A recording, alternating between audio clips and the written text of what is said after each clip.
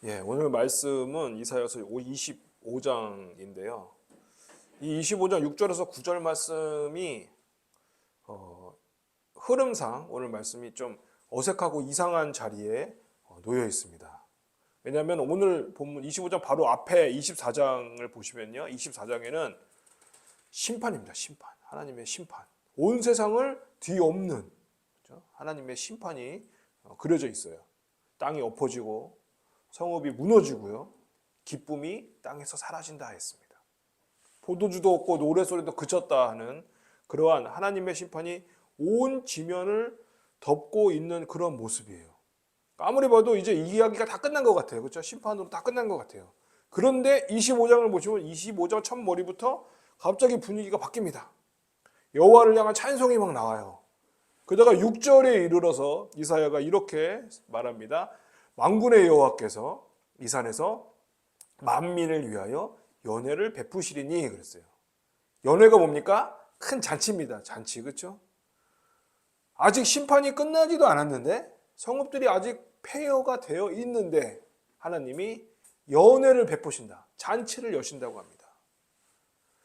이것이 오늘 본문의 어떻게 보면 핵심입니다. 핵심. 하나님은요, 상황이 정리된 다음에 잔치를 여시는 분이 아닙니다. 세상이 아직 무너져 있는 그 한가운데, 눈물이 아직 마르지 않은 그 자리에서 먼저 하나님께서 잔치를 선언하십니다.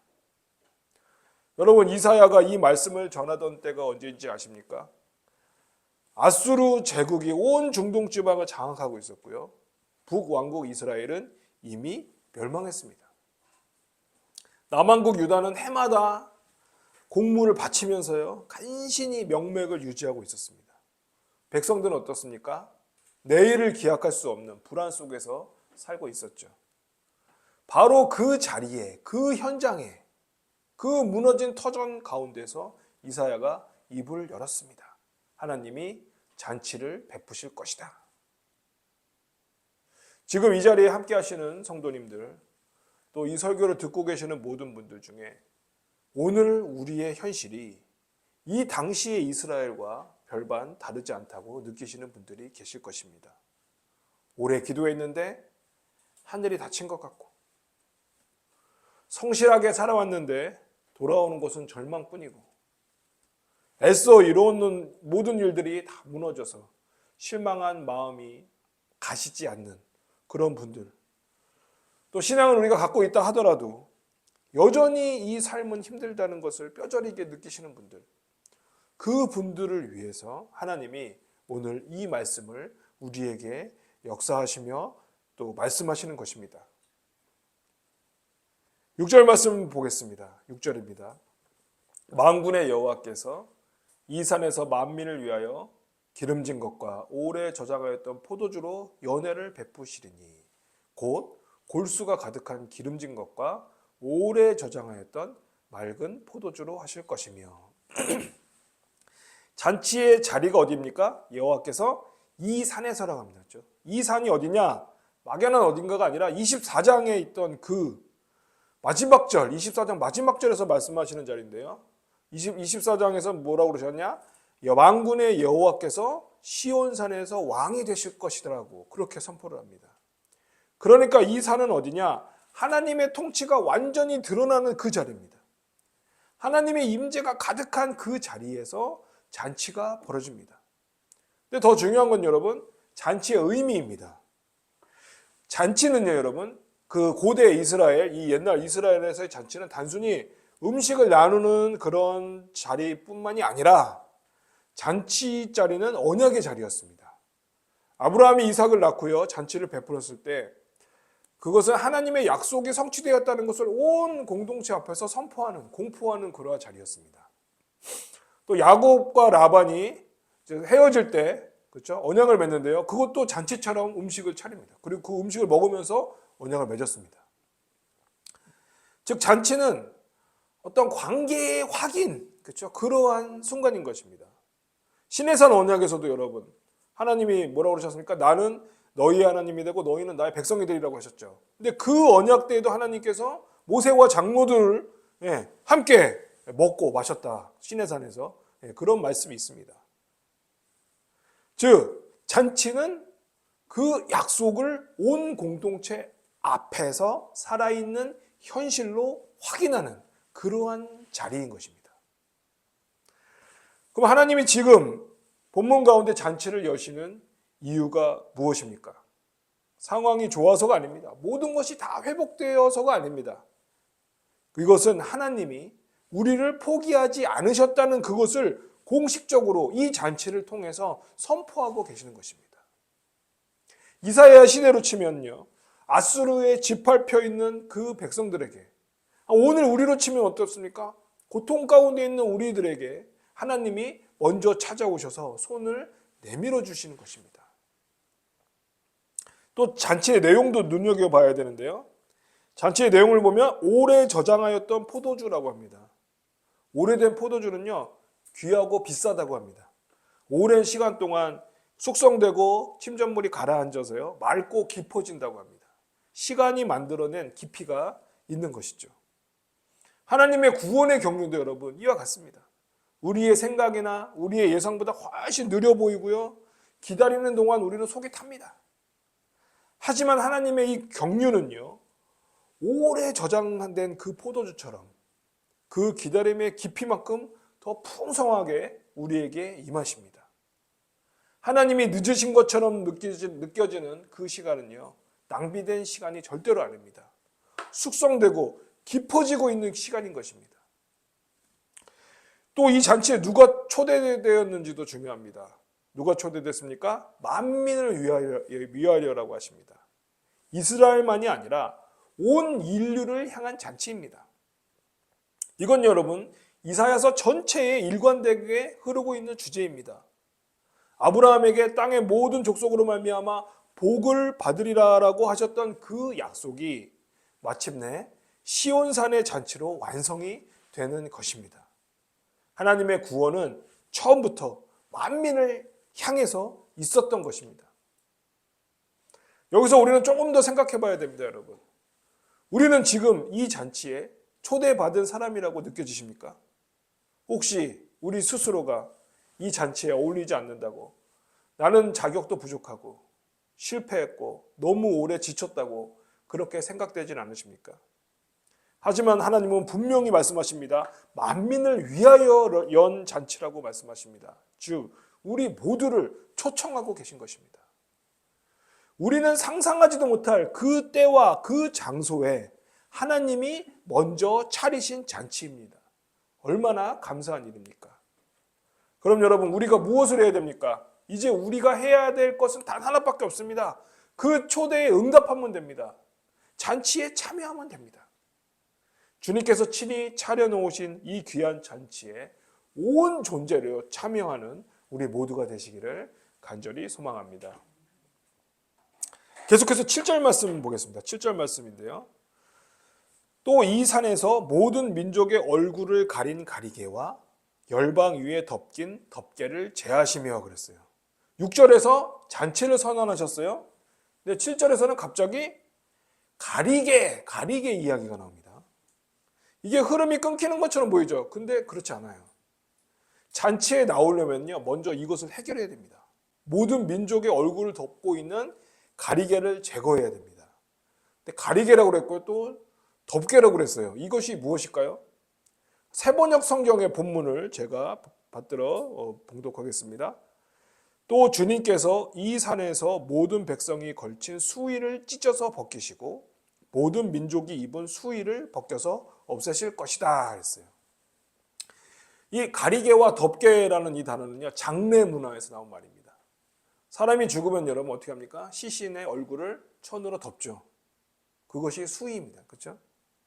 7절에서는요, 온 인류가 이 수의를 입고 있다고 그러셨어요. 그러니까 우리 모두가 다 뭐예요? 이미 죽어 있다는 거예요. 죽음 아래에 있다는 겁니다. 여러분, 이 사실이 불편하게 느껴지실 수 있습니다. 하지만 여러분, 이건요, 성경이 처음부터, 창세기 처음부터 말씀하는 것입니다. 아담이 범죄한 날 하나님이 분명히 말씀하셨습니다. 뭐라고 그러셨습니까? 너는 흙이니 흙으로 돌아갈 것이라. 사망이요, 인류 위에 이제 덮개처럼 드러집니다. 언제부터? 이 아담이 범죄한 날, 그날부터입니다. 그 이후로 태어난 모든 사람은 그 덮개 아래에서 살고 그 덮개 아래에서 죽습니다. 이 덮개는 두 가지를 동시에 의미하는데요. 하나는 육신의 죽음이고요. 두 번째는 하나님을 온전히 보지 못하게 가로막는 영적인 장막입니다. 하나님과의 단절이죠. 삶의 고통 가운데 우리가 정녕 하나님은 살아계신 것인가? 그분이 내 삶을 살펴보고 계신 것인가라는 그런 의심이 가득한 그 캄캄함, 그 모든 것들도 다 우리의 얼굴을 가린 덮개라고 할 수가 있습니다. 그런데 여러분, 여기서 중요한 것이 하나 있습니다. 중요한 우리가 살펴봐야 될 게 뭐가 있냐면요. 하나님이 이 가리개를 모른 척하거나 무시하지 않으신다는 거예요, 여러분. 7절을 다시 보십시오. 하나님은 먼저 모든 민족의 얼굴을 가린 가리개가 있다라고 그 사실을 말씀하십니다. 즉, 우리의 고통을 외면하거나 축소하지 않으시는 거예요. 수의를 입고 있다는 그 현실을 하나님이 다 정면으로 인정하신 후에 그런 다음에 어떻게 하십니까? 그것을 제하시겠다고 선언을 하시는 겁니다. 이건 여러분, 하나님의 위로는요, 마치 우리의 고통을 초월하는 것처럼 그렇게 역사하시는 것이 아니에요.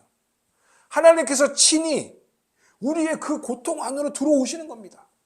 예수 그리스도께서 사람의 몸을 입으시고 우리 이 세상에 오신 것처럼 하나님이 친히 우리의 그 고통 안으로 들어오셔서 그 가리개를 제하시고요. 우리의 고통을 함께 겪으시면서 우리를 위로하시는 것입니다. 요한복음 11장을 보면 여러분, 나사로의 죽음의 이야기가 나옵니다. 나사로가 죽었을 때 예수님이 나사로를 찾아오셨습니다. 이미 장사를 지냈어요. 그래서 그 무덤 앞으로 가셨습니다. 그때 마르다가 말합니다. 주여, 죽은 지 나흘이나 되었음에 벌써 냄새가 나나이다. 근데 예수님은 그 말을 부정하지 않으셨어요. 아니다, 뭐 그러시지 않았어요. 오히려 이미 냄새가 나는 그 현실 앞에서 예수님은 눈물을 흘리셨습니다. 여러분, 하나님이 우리의 고통과 슬픔 앞에서 눈물을 흘리신다는 건요, 이것이 바로 가리개를 제거해 주신다는 그 말 안에 담겨 있는, 즉 우리의 고통과 연약함과 함께 하시는 이 하나님의 마음인 것입니다. 그리고 예수님은 소리치셨습니다. 나사로야, 나오라. 수의를 입고요, 손발이 천에 칭칭 동인 나사로가 걸어 나왔을 때 예수님이 마지막으로 하신 말씀이 있습니다. 풀어놓아 다니게 하라. 가리개를 벗기라는 것입니다. 이것이 바로 여러분 7절이 말씀하는 하나님의 역사입니다. 오늘 우리의 얼굴을 가리고 있는 것이 무엇입니까? 우리 위에 덮여 있는 것이 무엇입니까? 질병일 수도 있고요, 오래된 상처일 수도 있고요, 풀리지 않은 문제일 수도 있습니다.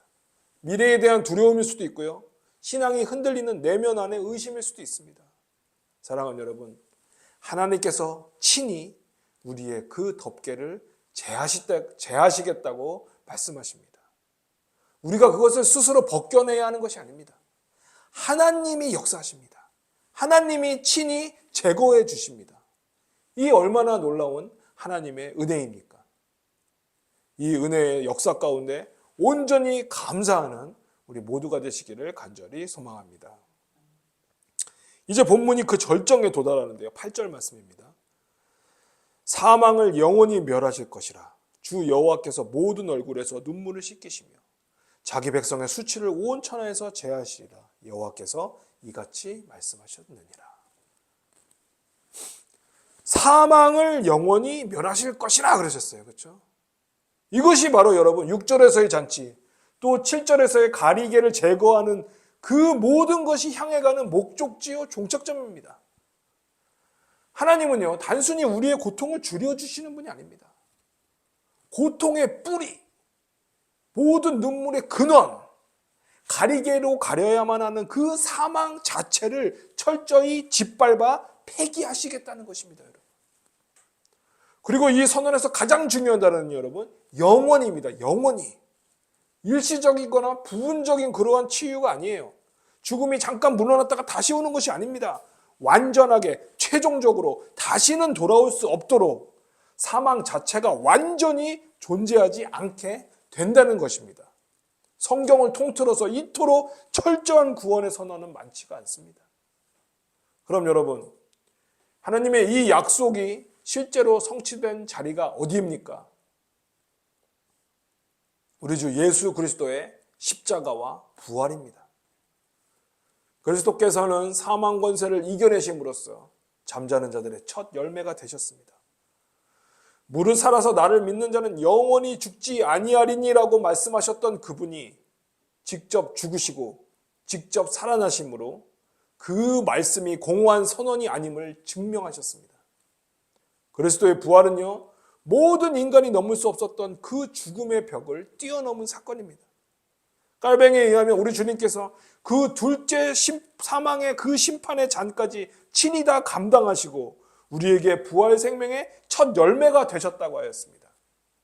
우리 주님께서 사망 권세에 이기시고 부활하신 그 순간 이제 우리 인류를 올가매었던 수의가 벗겨지기 시작했고요. 눈물이 씻겨지기 시작했고요. 사망이 삼켜지기 시작했습니다. 사도 바울이 고린도전서 15장 54절에서 성도의 부활을 말씀하면서 이 이사야 25장 8절 본문을 인용합니다. 제가 받들어 봉독합니다.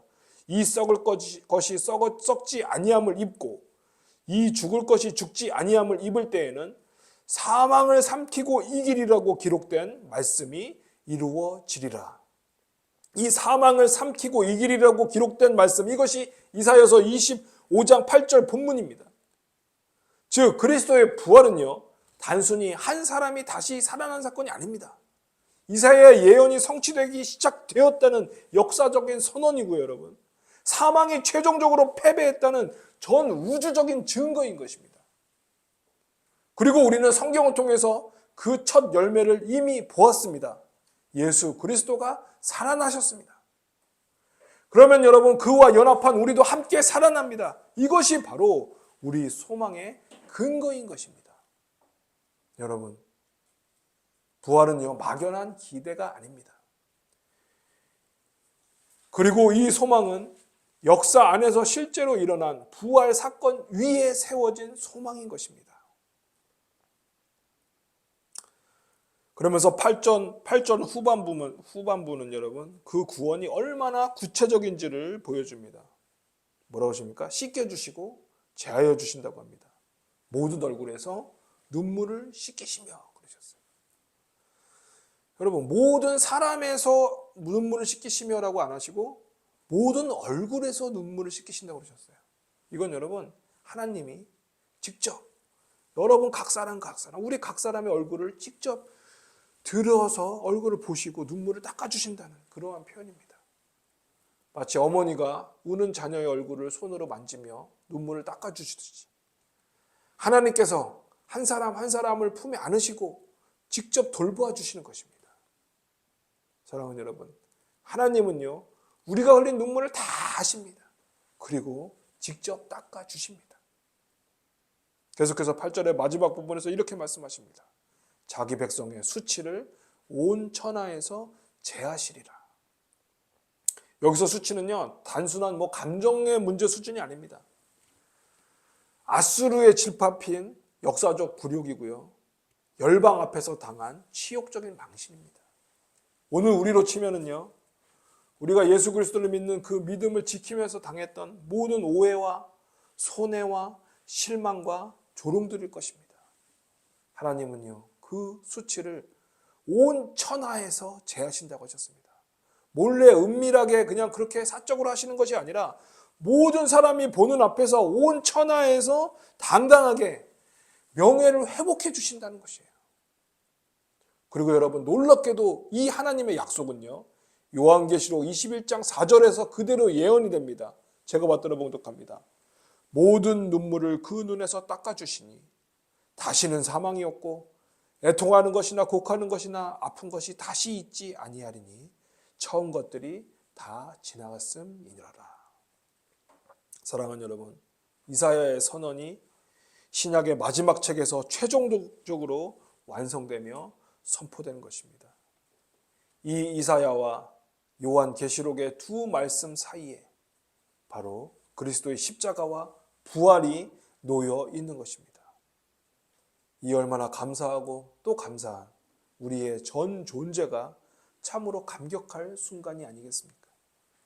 우리 주 예수 그리스도의 부활 생명으로 말미암아 이제 우리의 눈에는 다시는 눈물이나 사망이나 애통하는 것이나 곡하는 것이나 아픈 것이 없습니다.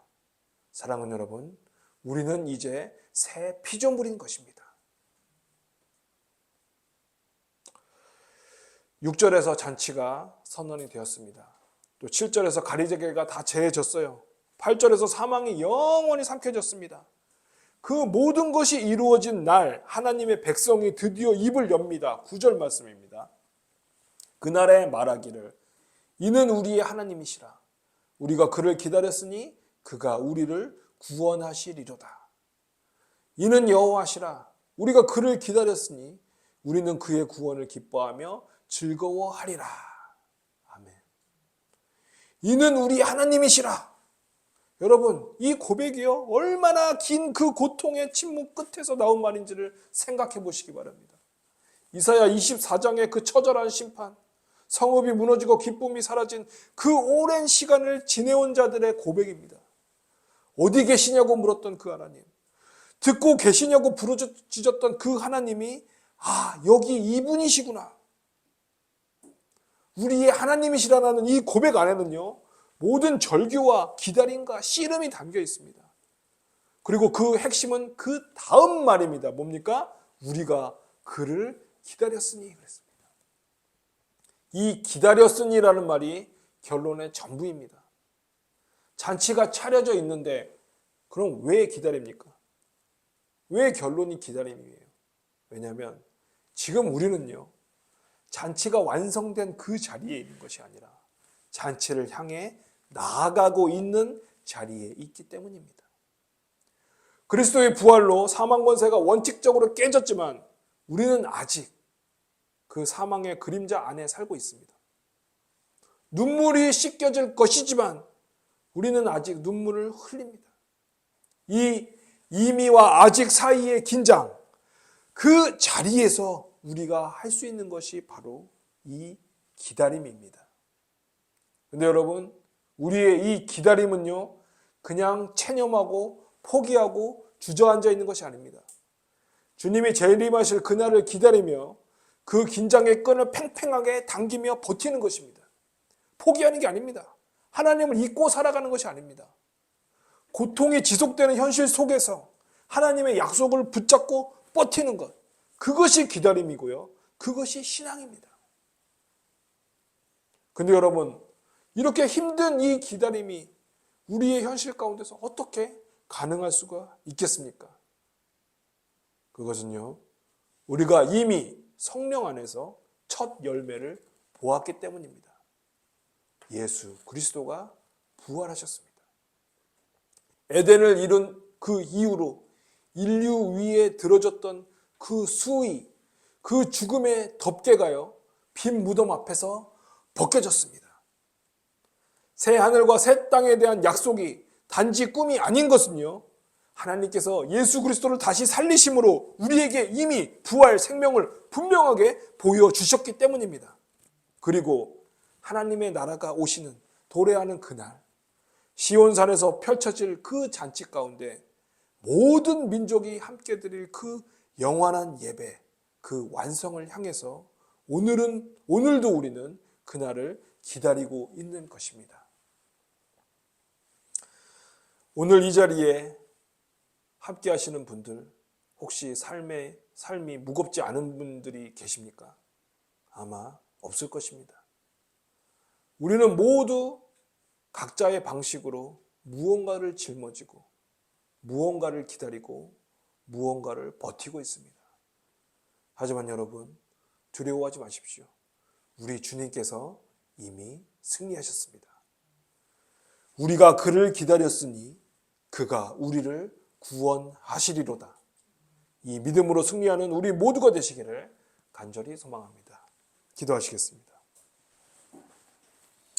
사랑과 자비가 충만하신 아버지 하나님, 세상이 무너진 듯한 그 절망의 한복판에서 내가 너희를 위해 잔치를 베푼다 말씀하시며 우리를 초대해 주시니 감사합니다. 오늘 우리가 이 덮여 있는 정말 우리의 힘으로는 어찌할 수 없는 그 두려움과 고통의 수위를 주님께서 친히 벗겨 주셨음을 믿습니다. 나사로를 깨우셨던 그 생명의 음성이 지금 우리의 막막한 현실 속에서도 울려 퍼지고 있음을 소망합니다. 사망을 영원히 삼키시고 부활하신 예수 그리스도의 그 무한하신 능력을 믿습니다. 아버지 하나님, 남모를 눈물을 흘리며 이 자리에 나온 우리들의 얼굴을 직접 들어 올려주시고 그 눈물을 닦아주시고 세상에서 겪은 모든 수치를 주님의 영광으로 바꾸어 주시옵소서. 우리가 주님을 기다렸나이다라는 이 고백이 우리의 힘이 되기를 원합니다. 비록 우리의 현재의 삶은 여전히 고달프고 슬플지라도 이미 승리하신 주님을 신뢰하며 끝까지 소망의 끈을 놓지 않는 우리 모두가 되게 하여 주시옵소서. 우리의 영원한 구원자가 되시는 귀하신 예수 그리스도 이름으로 기도드리옵나이다. 아멘.